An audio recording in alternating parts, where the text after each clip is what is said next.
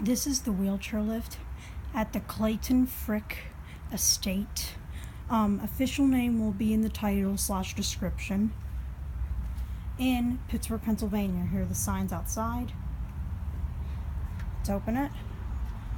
It's a Garaventa Genesis wheelchair lift. Door does not close on its own. It's very rusty since it's outside. Technically, this is outside the estate. See? Let's go down. Very bumpy. This thing scares me a bit. White cab. Whoa.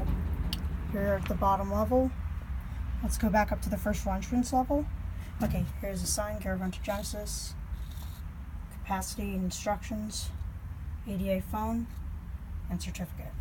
Well, certificate sign. Let's go back up now. This is obviously hydraulic. Whoa. It's obviously hydraulic. Not that great. Basic wheelchair lift cab. It's white. ADA phone. Look at this. Here you're back up. This thing is not that great.